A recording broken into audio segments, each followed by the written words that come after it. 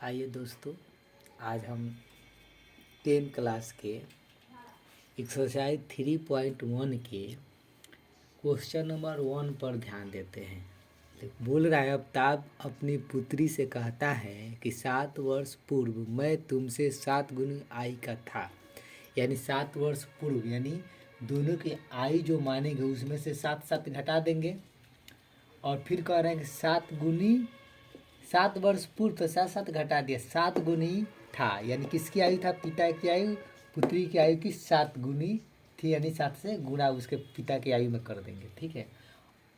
अब से 3 वर्ष बाद, के बाद यानी दोनों की आयु 3 वर्ष बाद, यानी दोनों की आयु में 3 प्लस कर देंगे तो मैं तुमसे 3 गुनी आयु का रह जाऊंगा। तो पिता की आयु 3 वर्ष बाद पुत्री की आयु की 3 गुनी रह जाती है, यानी पिता की आयु में 3 से गुणा कर देंगे।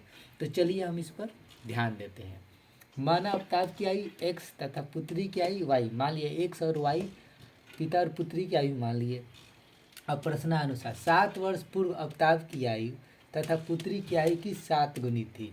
यानी दोनों के आयु हम माने हैं x और y, तो दोनों की आयु x और y मान लिए। तो 7 वर्ष पहले यानी 7 वर्ष पहले यानी x घटा 7, पिता की आयु में से 7 वर्ष पहले और पुत्री की आयु में से 7 वर्ष पहले घटा दिए। और पुत्री की आयु किसके बराबर रह जाती है? पिता की आयु की 7 गुनी के बराबर रह जाता है। पिता की आयु इसके 7 गुनी के बराबर रह जाता है, यानी पुत्री की आयु इसकी पिता की आयु के 7 गुनी के बराबर रह गया। तो इसी को हम एक समीकरण बना देंगे। अब चलो दाएं बाएं करके जो एक समीकरण निकलेगा यहाँ लिख देंगे। ठीक है। अब देखिए कह रहा है पुनः 3 वर्ष बाद अवतार की आयु पुत्री की आयु का 3 गुना रह जाएगा। फिर दोनों की आयु 3 वर्ष बाद, यानी बाद मतलब प्लस करेंगे तो दोनों की आयु में 3 प्लस कर दिया। पिता की आयु कितना रह जाता है? 3 गुनी रह जाता है। तो फिर पिता की आयु में 3 से गुना कर देंगे, एक समीकरण प्राप्त कर लेंगे। अब इसका एक ग्राफ खींचेंगे। यहाँ x का मान रखेंगे तो y का मान निकल जाएगा। जैसे x का मान अगर हम 7 रखते हैं तो 7 49, तो 49 में 49 गया 0। फिर अगर यहाँ हम 6 रखते हैं तो 6 7 42, 42 50 में गए -7 बचेगा।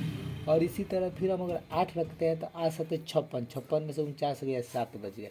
फिर इसी तरह पुनः दूसरा ग्राफ ले लेंगे और दोनों का एक एक ग्राफ खींच देंगे। फिर यहाँ देखिए, यहाँ दो रखते हैं तो 12 हो जाएगा, तो -2 रखते हैं तो 0 हो जाएगा, -1 रखते हैं तो 3 हो जाएगा, -3 रखते हैं तो -3 बच जाएगा। इसी का हम ग्राफ खींच देंगे। और देखिए कह रहा है 7 पर 0, यानी 7 ये हुआ और इस पर 0, ये 0 लिखेंगे तो ये एक बिंदु हो गया।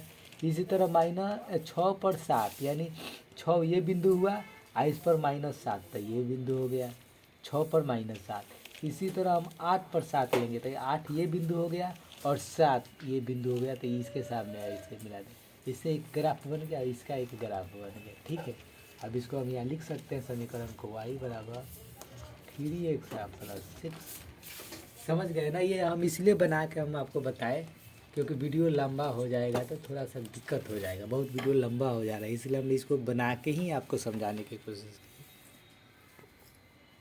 और मेरे वीडियो अगर ये बताने का और समझाने का तरीका अच्छा लगा तो मेरे चैनल को सब्सक्राइब और लाइक और कमेंट कीजिए। धन्यवाद।